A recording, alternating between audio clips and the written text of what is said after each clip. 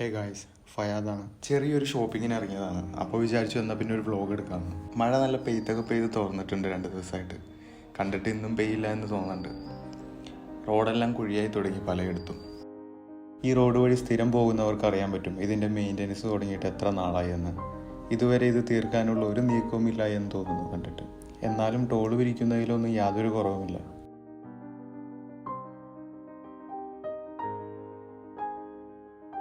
റോഡിൻ്റെ എൻഡൊക്കെ ആകുമ്പോൾ മെയിൻ്റനൻസിൻ്റെ ഭാഗമായി പുതിയ സ്ട്രീറ്റ് ലൈറ്റും മീഡിയനിൽ ചെടികളെല്ലാം വച്ച് പിടിപ്പിക്കുന്നത് കണ്ടു. പതിയാണെങ്കിലും മുഴുവനായും ഇത് കംപ്ലീറ്റ് ആകുമ്പോൾ ഈ റോഡിൻ്റെ മുഖച്ഛായ തന്നെ മാറുമെന്നുള്ള കാര്യത്തിൽ സംശയമില്ല. ഏതായാലും ഹൈക്കോടതി ജംഗ്ഷൻ വരെ വന്നതുകൊണ്ട് വാട്ടർ മെട്രോയിലൊന്ന് കയറാമെന്ന് ഞാൻ കരുതി.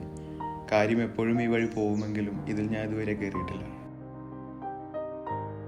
കാർ മറൈൻ ഡ്രൈവ് ഗ്രൗണ്ടിൽ പാർക്ക് ചെയ്ത് നേരെ ഇവിടെയുള്ള ഹൈക്കോടതി വാട്ടർ മെട്രോ സ്റ്റേഷനിലേക്ക് നടന്നു. മറൈൻ ഡ്രൈവ് വാക്ക്വേയുടെ ഒരു ഭാഗത്തായിട്ടാണ് സ്റ്റേഷനുള്ളത്. ഇവിടെ ധാരാളം ബോട്ടുകൾ ഡോക്കിംഗ് ചെയ്തിട്ടിരിക്കുന്നത് കാണാം. സ്റ്റേഷൻ്റെ പരിസരവും ഉൾഭാഗവും എല്ലാം നല്ല വൃത്തിയായി മെയിൻറ്റെയിൻ ചെയ്തിട്ടുണ്ട്.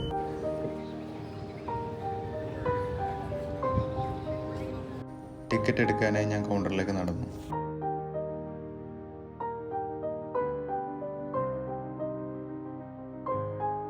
ഫോർട്ട് കൊച്ചിയിലേക്ക് ടിക്കറ്റ് എടുത്ത് വെയിറ്റിംഗ് ഏരിയയിലേക്ക് നടന്നു. ഇതുപോലെ കാർഡ് രൂപത്തിലാണ് ടിക്കറ്റ് കിട്ടിയത്. 40 രൂപയാണ് വൺ സൈഡ് ടിക്കറ്റ് വരുന്നത്. എൻ്റെ കയ്യിൽ മെട്രോ കാർഡ് ഉണ്ടായിരുന്നെങ്കിലും അത് വർക്കായില്ലായിരുന്നു.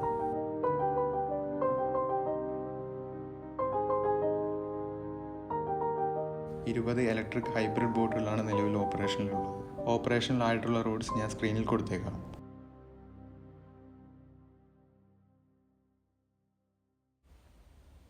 രാവിലെ 7 to വൈകിട്ട് 8 മണി വരെയാണ് സർവീസ് ഉള്ളത്. വീക്കെൻഡ്സിൽ ഈ ടൈമിങ്ങിൽ ചെറിയ വ്യത്യാസമുണ്ടാകാം. കൊച്ചി മെട്രോ കാർഡ് വഴിയും മൊബൈൽ ആപ്പ് വഴിയും നേരിട്ട് കൗണ്ടറിൽ നിന്നും നിങ്ങൾക്ക് ടിക്കറ്റ് ബുക്ക് ചെയ്യാവുന്നതാണ്. ഇനി ഡെയിലി ട്രാവൽ ചെയ്യുന്നവർക്ക് വീക്ക്ലി മന്ത്ലി ട്രാവൽ പാസും ഇവിടുന്ന് പ്രൊവൈഡ് ചെയ്യുന്നുണ്ട്. 20 മിനിറ്റ് കഴിഞ്ഞപ്പോഴേക്കും ഫോർട്ട് കൊച്ചിക്ക് പോകാനുള്ള നമ്മുടെ ബോട്ട് വന്നു. അതിലുള്ള യാത്രക്കാരെല്ലാം ഇറങ്ങിയതിന് ശേഷമാണ് കയറാനുള്ളവരെ ബോർഡ് ചെയ്യിക്കുന്നത്. അതെല്ലാം വളരെ സിസ്റ്റമാറ്റിക്കായി ചെയ്യിക്കാൻ ഇവിടെ ധാരാളം ജീവനക്കാരുണ്ട്. ബോർഡ് ചെയ്യാനായി കൊടുത്തിട്ടുള്ള ഫ്ലോട്ടിംഗ് പ്ലാറ്റ്ഫോം എല്ലാം നല്ല ഹൈ സ്റ്റാൻഡേർഡ് ആയിട്ടാണ് നിർമ്മിച്ചിട്ടുള്ളത്. പുറം രാജ്യങ്ങളിലൊക്കെ കാണുന്ന പോലുള്ള ഒരു ഫീൽ എനിക്ക് കിട്ടി.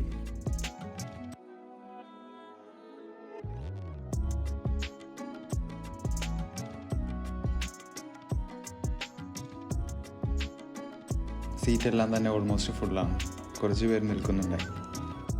ഇനി ബോട്ടിനെ കുറിച്ച് പറയാനാണെങ്കിൽ ശരിക്കും അടിപൊളിയായിട്ടാണ് എനിക്ക് തോന്നിയത്. ഫുള്ളി എയർ കണ്ടീഷൻഡാണ് ബോട്ട്.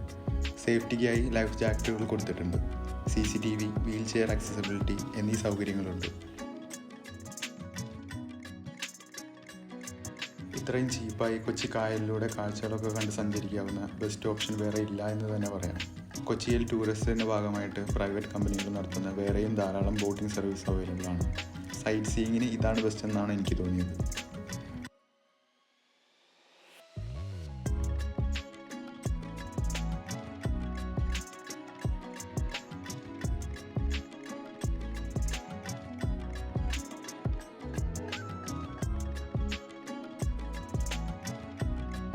വൈപ്പിൻ സ്റ്റേഷൻ പോയി അവിടെ നിന്നാണ് നമ്മൾ ഫോർട്ട് കൊച്ചിയിലേക്ക് പോകുന്നത്.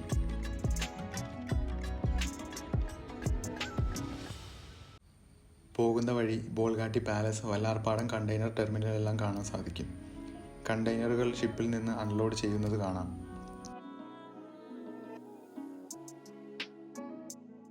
ഈ കാഴ്ചകളൊക്കെ ഇത്ര അടിപൊളിയായി അടുത്ത് കാണാൻ ഇതിലും നല്ല വേറെ ഓപ്ഷൻ ഇല്ലെന്ന് തന്നെ പറയാം.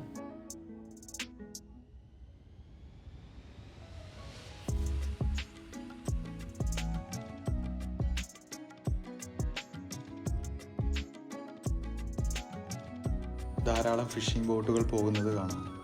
5 മിനിറ്റ് വൈപ്പിൻ സ്റ്റേഷനിൽ നിർത്തിയ ശേഷം നമ്മുടെ ബോട്ട് അവിടെ നിന്ന് എടുത്തു.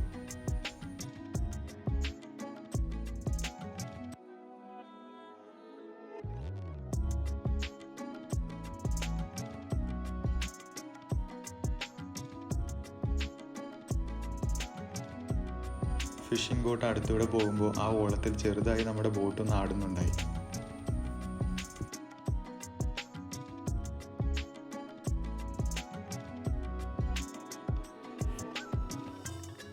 അവിടെ നിന്ന് പെട്ടെന്ന് തന്നെ നമ്മൾ ഇറങ്ങേണ്ട ഫോർട്ട് കൊച്ചി സ്റ്റേഷനിലെത്തി. ബോട്ട് പ്ലാറ്റ്ഫോമിലേക്ക് ഡോക്കിംഗ് ചെയ്യുന്നത് കാണാം.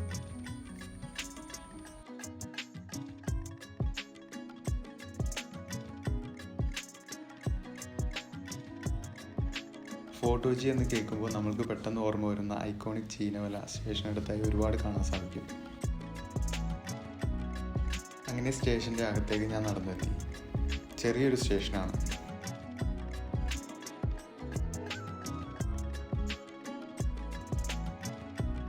മൈ ഫോർട്ട് കൊച്ചി എന്ന് പല ഭാഷകളിൽ എഴുതി വച്ചിരിക്കുന്നത് കാണാം. അതൊരു ഡിസൈൻ എലമെൻ്റ് പോലെ കൊടുത്തിട്ടുണ്ട്. വാട്ടർ മെട്രോയുടെ ഒരു മിനിയേച്ചർ രൂപവും ഇവിടെ ഡിസ്പ്ലേ ചെയ്തിട്ടുണ്ട്. അവിടെ നിന്ന് ജസ്റ്റ് പുറത്തിറങ്ങി ഒന്ന് ചുറ്റിക്കറങ്ങി.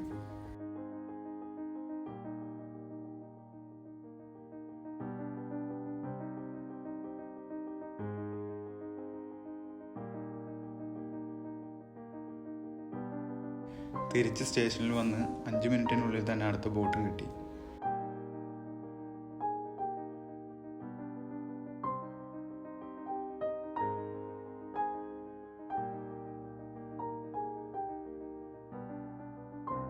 പോകുന്ന വഴി കൊച്ചിയിലെ ഐക്കോണിക് ബിൽഡിങ്സ് ആയ ആസ്പിൻ വാളും ബ്രണ്ടൻ ബോട്ടിയുടെ ഹോട്ടലും കാണാൻ കഴിയും. ബ്രിട്ടീഷ് റൈഡറായിട്ടുള്ള ജോൺ എച്ച് ആസ്പിൻവാൾ 1867 സ്ഥാപിച്ച ഒരു കമ്പനിയാണിത്. ആസ്പിൻവാൾ ആൻഡ് കമ്പനിയുടെ ഹെഡ് ക്വാർട്ടേഴ്സ് ആയിട്ടാണ് ഇത് പ്രവർത്തിച്ചു വന്നിരുന്നത്.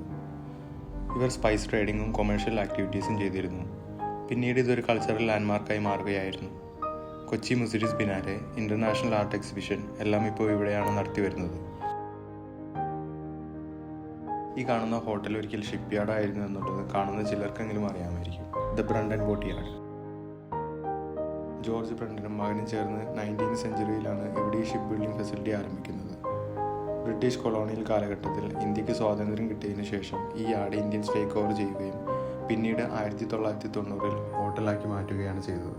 CGH എർത്ത് ഗ്രൂപ്പിൻ്റെ കീഴിലാണ് ഈ 5 സ്റ്റാർ ഹോട്ടൽ ഇപ്പോൾ പ്രവർത്തിക്കുന്നത്. കാര്യമായ രൂപമാറ്റമൊന്നും വരുത്താതെ ശരിക്കുമുള്ള കൊളോണിയൽ സ്ട്രക്ചറും ഡിസൈൻ എലമെൻറ്റ്സ് എല്ലാം നിലനിർത്തിക്കൊണ്ട് തന്നെയാണ് ഈ ഹോട്ടൽ ഉള്ളത്. High wooden ceilings, terracotta floorings, ചുണ്ണാമ്പ് ഉപയോഗിച്ച് നിർമ്മിച്ചിട്ടുള്ള ഭിത്തി എന്നിവയെല്ലാം ഈ കെട്ടിടത്തിൻ്റെ ഒരു സവിശേഷതയാണ്. പെട്ടെന്ന് കിട്ടിയ ഒരു സ്പോട്ടിംഗ് ആണ് ഈ പായക്കപ്പൽ. ഞാൻ ആദ്യമായിട്ടാണ് കേരളത്തിൽ ഇത് കാണുന്നത്. കണ്ടപ്പോൾ പൈററ്റ്സ് ഓഫ് ദ കരീബിയൻ മൂവിയാണ് മനസ്സിലേക്ക് വന്നത്. ഏത് കമ്പനിയുടേതാണെന്നോ ഒന്നും അറിയില്ല. പായെല്ലാം ചുരുക്കി വെച്ച് എഞ്ചിനിലാണ് ബോട്ടിൻ്റെ യാത്ര. അങ്ങനെ നമ്മൾ ഹൈക്കോർട്ട് സ്റ്റേഷനിലേക്ക് എത്തിയിട്ടുണ്ട്. ഇനി കാർ പാർക്കിങ്ങിൽ നിന്നെടുത്ത് നേരെ ഡ്രസ്സ് എടുക്കാൻ പോകണം. ലുലുവിലൊന്ന് കയറി അവിടെ നിന്ന് നേരെ പനമ്പള്ളിക്ക് വിട്ടു.